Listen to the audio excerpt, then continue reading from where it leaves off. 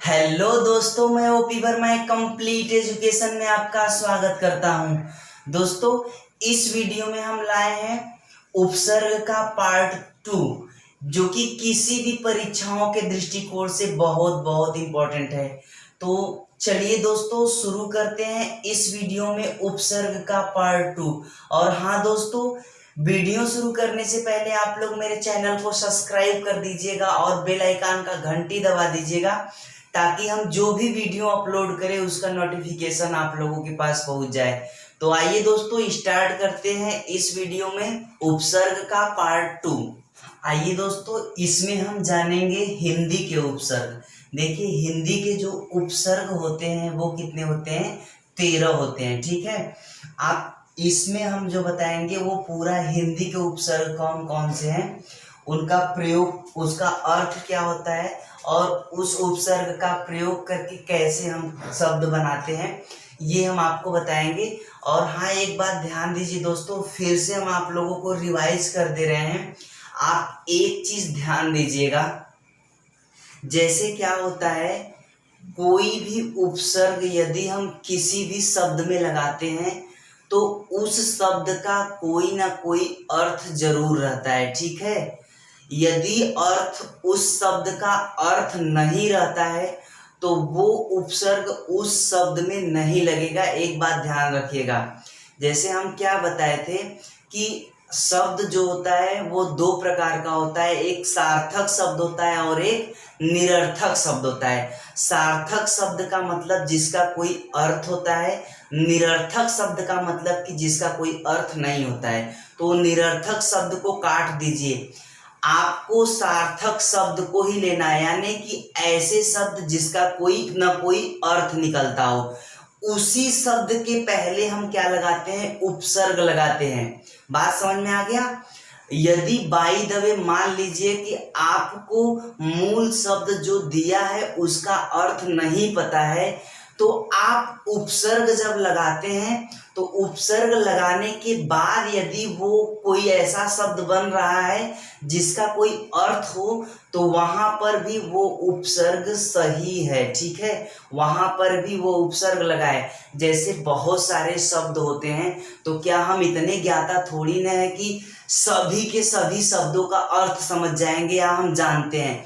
कभी कभी ऐसा शब्द आ जाता है हमारे सामने कि हम उसका अर्थ ही नहीं समझ पाते हैं कि उसके माने क्या होता है। ठीक है, तो उस कंडीशन में अगर वैसा कुछ अर्थ दिखाई दे दे कि आपको उसका अर्थ नहीं पता है, तो आप एक काम करिएगा, उसके पहले जो उपसर्ग दिया है उस उपसर्ग को ऐड कर लीजिएगा। उपसर्ग को ऐड करने के बाद आप दोनों को जोड़कर पढ़िएगा। तो आप जब पढ़ेंगे तो आपको यदि उस शब्द का, यानी मूल शब्द का और उपसर्ग का, दोनों का यदि अर्थ आपको क्लियर हो जा रहा है, तो उस कंडीशन में भी हमारा क्या रहेगा? उसमें उपसर्ग लगा रहेगा। बात समझ में आ गया? जैसे हम एक शब्द आपको दे दें, जैसे कुपुत्र हो गया, कुसंग हो गया और कुसुम हो गया, और इनमें से कोई नहीं एक ऑप्शन दे दिया, तो आप क्या मारोगे? अगर क्वेश्चन में आपको पूछ दे कि निम्नलिखित में से किसमें कु उपसर्ग का प्रयोग नहीं हुआ है, देखिए, कुपुत्र, पुत्र, कुपुत्र आप सुने होंगे, इसमें कु उपसर्ग है। कुसंग, संग और कुसंग, कु मतलब बुरा संगति। ठीक है, कु का मतलब बुरा हो गया, संग का मतलब संगति, तो बुरा संगति। अब यहाँ पर देखिए, संग का अर्थ निकल रहा है, पुत का अर्थ निकल रहा है, मूल शब्द की बात कर रहे हैं। और अब देखिए कुसुम को पढ़िए, कुसुम, सुम का कोई अर्थ निकल रहा है, तो सुम का अर्थ नहीं निकल रहा है, तो क्या इसमें कु उपसर्ग है? नहीं, इसमें कु उपसर्ग नहीं होगा। बात समझ रहे हैं? हम ऐसे प्रश्नों की बात कर रहे हैं। तो चलिए दोस्तों, आज जो हिंदी के उपसर्ग हैं वो हम आपको क्लियर कर दे रहे हैं। देखिए, ये जो हिंदी के उपसर्ग होते हैं, देखिए, अ होता है, अन होता है, क होता है, कु होता है, दु होता है, नी होता है, औ या औ होता है, भर होता है, सु होता है, अध होता है, उन होता है, पर होता है, बिन होता है। ये 13 उपसर्ग जो है वो हिंदी के उपसर्ग हैं। अब चलिए एक एक करके हम समझते हैं। देखिए, अ का अर्थ क्या होता है? अ का मतलब होता है अभाव या निषेध। देखिए ये हमारा क्या है, अ को हटा दीजिए तो हमारा छूता शब्द मिलेगा। छूता का कोई अर्थ होता है, जब इसमें अ उपसर्ग लगा देंगे तो ये अछूता हो जाएगा। ये भी एक शब्द बना आपका, ठीक है। तो छूता अछूता, भाव अभाव। देखिए ये हम क्या है, जो उपसर्ग की विशेषताएं हम आपको 3 ठो बताए थे, उसमें एक विशेषताएं बताए थे कि मूल शब्द का अपोजिट हो जाता है, अर्थात उल्टा हो जाता है। वही इसमें नियम फॉलो हो रहा है। था अथा, टल अटल। बात समझ रहे हो नहीं? देखिए टल मूल शब्द है, इसमें अ उपसर्ग लगा के अटल बना दिया गया है। तो इस तरीके से हमारे क्या होंगे, शब्द बनेंगे। देखिए अन का क्या होता है? अन का मतलब क्या होता है? अभाव या निषेध। देखिए मोल अनमोल, बात समझ रहे? मोल अनमोल, मोल जो है हमारा मूल शब्द है, अन उपसर्ग लगाकर अनमोल बना दिया गया है। पढ़ अनपढ़, पढ़ अनपढ़, बात समझ रहे हो? देखिए ये अपोजिट की तरफ इशारा कर रहा है। पढ़ मूल शब्द है, अन लगा दे रहे हैं तो अनपढ़ मतलब पढ़ा लिखा नहीं है, साक्षर नहीं है। बन अनबन, समझ रहे हो? ये जितने भी शब्द हम बता रहे हैं वो हमारा क्या हो जा रहा है, मूल शब्द में जब हम अन उपसर्ग लगा रहे हैं तो वो अपोजिट इंडिकेट कर रहा है, अर्थात जो हम उपसर्ग का तीसरा विशेषता बताए थे उसी पर ये फॉलो हो रहा है। देखिए क का मतलब क्या होता है? बुरा या हीन होता है। कपूत, क से देखिए पूत कपूत, आप सुने होंगे पूत कपूत, सुने हैं ना? पूत कपूत ये सुने होंगे। देखिए चोट कचोट, बात समझ रहे हो ना? आप बहुत सुने होंगे कि मेरा बहुत जी कचोट रहा है, ऐसा कहीं ना कहीं शब्द सुने होंगे। तो वही यहाँ पर बात हो रहा है, यहाँ पर शब्द बना रहे हैं, ठीक है। आप उपसर्ग को लगाकर नए शब्द का निर्माण कर रहे हैं, तो इस तरीके से आप बनाएंगे, ठीक है। देखिए कु का मतलब क्या होता है? बुरा होता है, ठीक है। कुचाल, कुचला, कुचक, कुपुत्र, कुसुम। अब कुसुम आ गया तो कुसुम में देखिए सुम का कोई अर्थ नहीं होता है, इसलिए कुसुम में कु उपसर्ग नहीं रहेगा। तो कभी कभी परीक्षाओं में ऐसे ही दे देते हैं कि आपको क्लियर नहीं हो पाता है, तो उसको क्लियर करने के लिए हम बता रहे हैं, ठीक है। आगे देखिए दू का मतलब क्या होता है? कम या बुरा। देखिए बला, बला जो मूल शब्द है, दू उपसर्ग लगा देंगे तो दुबला, एक शब्द मिला। इसी तरीके से लारा, लारा भी एक शब्द होता है, उसका कोई ना कोई अर्थ होता है, ठीक है। तो अगर हम यहाँ दू उपसर्ग लगा देंगे तो दुलारा, समझ रहे हो। धारू, धारू से दुधारू, बात समझ रहे हो? यहाँ पर भी अगर मान लीजिए आपको ये धारू शब्द का मतलब पता नहीं है कि उसका अर्थ क्या होता है, तो आप उपसर्ग को लगाइए, उपसर्ग दू लगाइए तो दुधारू हो रहा है ना। तो यहाँ देखिए धारू शब्द का कोई अर्थ नहीं मिल रहा है, लेकिन दू लगाने से हमको दुधारू शब्द मिल जा रहा है। तो इसका मतलब ये होगा कि इस धारू शब्द का कोई ना कोई अर्थ होता होगा और इसमें दू उपसर्ग लगा है। बात समझ में आ गया? यही आपको समझना है। आगे देखिए नी का मतलब क्या होता है? कमी। देखिए निगोड़ा, निडर, निहत्ता, निकम्मा, समझ रहे हो? ये जितने भी शब्द आपको दिखाई दे रहे हैं इन सभी में नी उपसर्ग का प्रयोग किया गया है। देखिए औ या औ, ही औ का मतलब औ या औ, इसका अर्थ क्या होता है? हीन या निषेध होता है। देखिए अवगुण, अवगुण को देखिए इस तरीके से भी लिखा जाता है, अवगुण भी लिखा जाता है, ठीक है। तो यहाँ पर क्या लिखा है? औ या औ लिखा है ना, तो अवगुण, अवघर, अवसर, अवसान, बात समझ रहे हो? देखो औ भी कहीं कहीं लिखा मिलता है और औ भी लिखा मिलता है, ठीक है। शुद्ध ये है, शुद्ध आपका यही है, समझ रहे हो ना। आपको अवसान अगर दे देगा, अब देखिए अवसान ये हो गया, एक अवसान इस तरीके से आप लिख दीजिए तो ये हमारा क्या हो जाएगा? ये अवसान जो है हमारा शुद्ध है और ये अशुद्ध है। बात समझ में आ गया? तो इसका कहने का मतलब बस ये था कि चाहे औ आए चाहे औ आए, मतलब एक ही है। बात समझ में आ गया? अब देखिए भर, भर का मतलब क्या होता है? पूरा। अब देखिए भरपेट, भरपूर, भरसक, भरमार, ये जितने शब्द हैं हमारे क्या हैं? भर उपसर्ग के प्रयोग से बने हुए हैं। सु का मतलब क्या होता है? अच्छा होता है।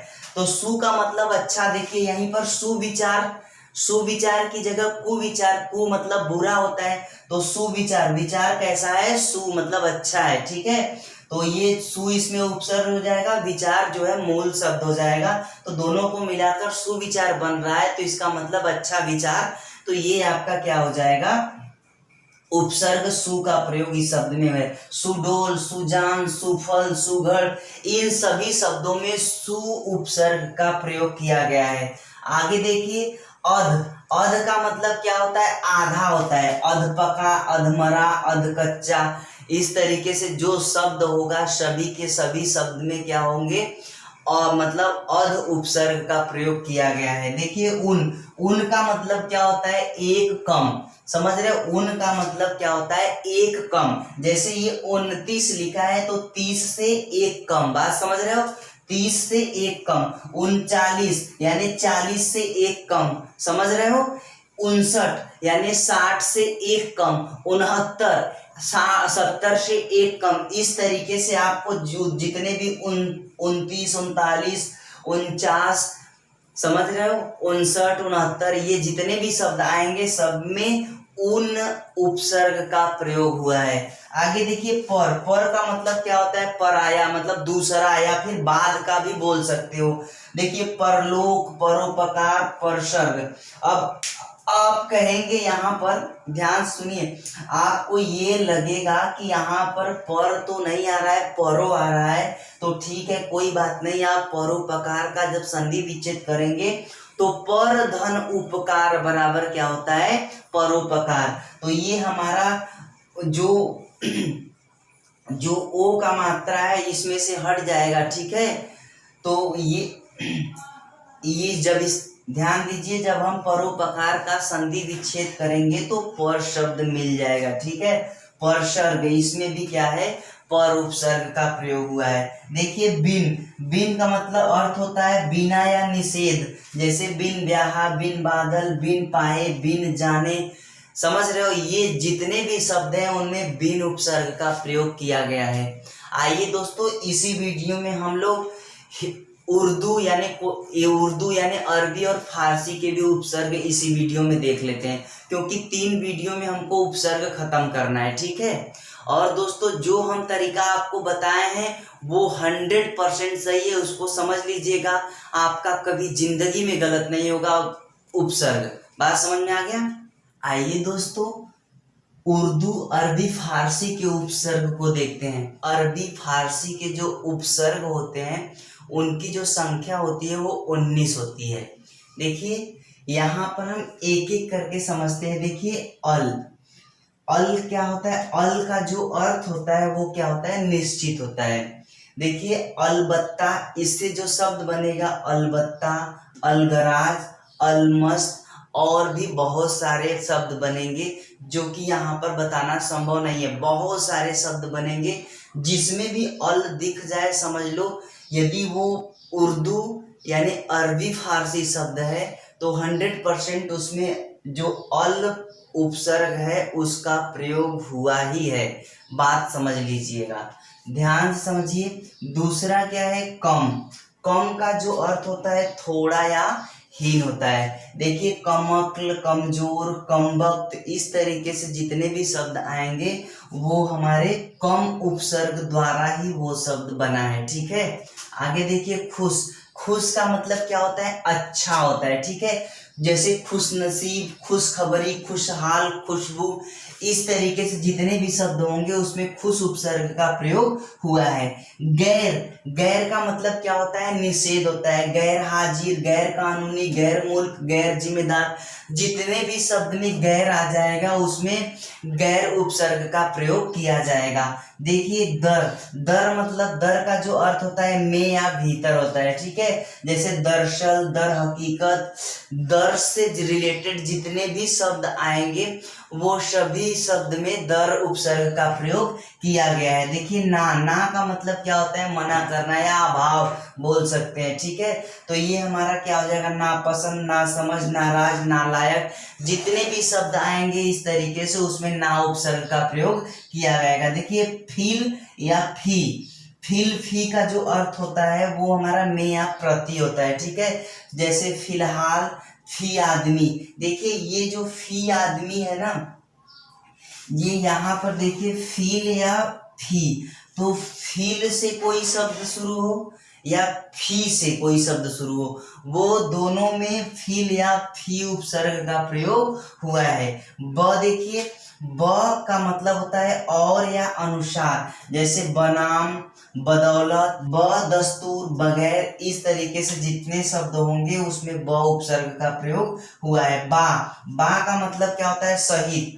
बा का जो अर्थ होता है वो शहीद होता है, जैसे बाकायदा, बाइज्जत, बाअदब, बामौका, इस तरीके से जितने भी शब्द होंगे उसमें बा उपसर्ग का प्रयोग हुआ है। बद का मतलब क्या होता है? बुरा होता है, ठीक है। जैसे बदमाश, बदनाम, बदकिस्मत, इस तरीके से जो शब्द आएंगे उसमें बद उपसर्ग का प्रयोग किया गया है। आइए दोस्तों अगला देखते हैं। देखिए बर उपसर्ग का जो अर्थ होता है वो ऊपर होता है, पर होता है, बाहर होता है।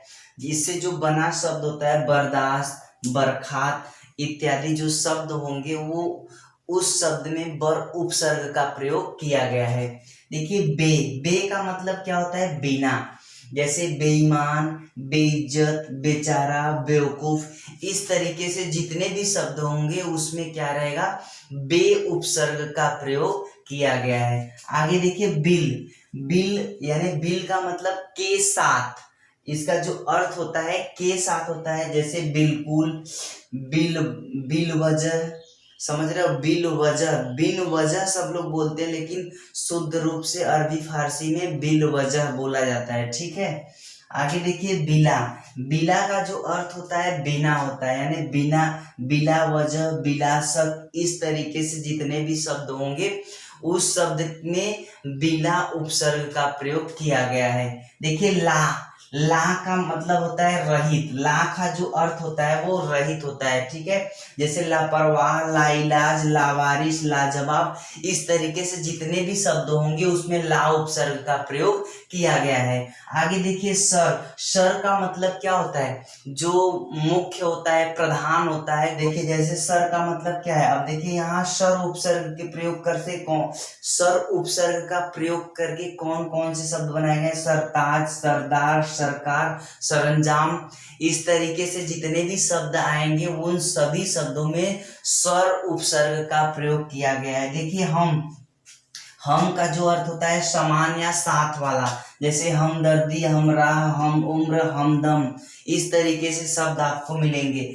हर का जो अर्थ होता है प्रत्येक होता है, हर दिन, हर समय, हर एक, हर बार, इस तरीके से जितने भी शब्द रहेंगे उसमें हर उपसर्ग का प्रयोग किया गया है। ध्यान दीजिए यहाँ पर एक उपसर्ग और है, ठीक है, वो क्लियर नहीं है इसलिए हम उसको नहीं बता रहे हैं आप लोगों को। लेकिन एक बात ध्यान दीजिएगा, पढ़ तो आप उपसर्ग रहे हो, उपसर्ग आप तैयार, इस समय जो पढ़ाई चल रहा है वो आपका उपसर्ग का चल रहा है, लेकिन इससे एक बात एकदम क्लियर हो जा रही है कि यदि हमको अरबी फारसी के उपसर्ग यदि हमको अरबी फारसी के उपसर्ग पता है तो उन्हीं उपसर्गों का प्रयोग करके हम क्या करते हैं? शब्द बनाते हैं।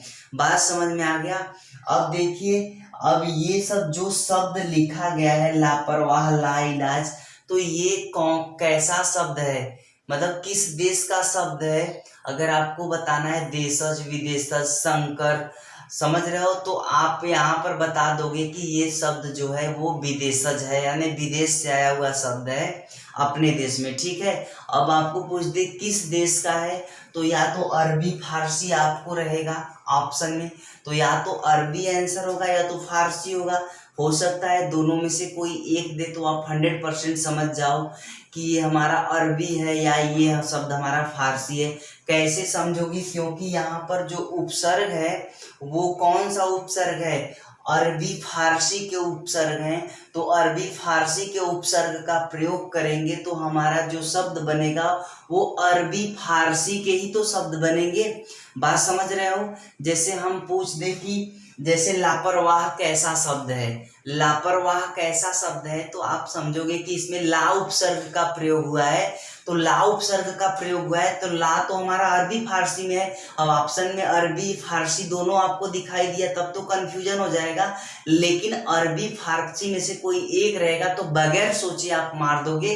तो यहाँ इसलिए कंप्लीट पढ़ा रहे हैं आप लोगों को, ताकि एक भी क्वेश्चन आपके क्षेत्र से जो आप पढ़ाई कर रहे हो उससे तो ना जाए, और इस क्षेत्र को कंप्लीट करने के बाद आपको और बहुत सारे ऐसे टॉपिक हैं जो अपने आप आपके माइंड में आते रहेंगे और वो क्लियर होते रहेंगे। ठीक है दोस्तों, आई होप, मैं आशा करता हूं कि ये वीडियो आप लोगों को पसंद आया होगा। और यदि दोस्तों आप लोगों को वीडियो पसंद आया तो प्लीज वीडियो को लाइक कर दीजिएगा और शेयर कर दीजिएगा। ठीक है, और ऐसे ही हिंदी, मैथमेटिक्स और रीजनिंग के महत्वपूर्ण चैप्टर को देखने के लिए और कंप्लीट कोर्स की तैयारी करने के लिए आप लोग मेरे चैनल को सब्सक्राइब कर दीजिएगा। और हाँ दोस्तों, यदि कोई वीडियो में त्रुटि है या कमियां हैं तो आप लोग प्लीज कमेंट बॉक्स में जरूर हमें बताइएगा। धन्यवाद दोस्तों।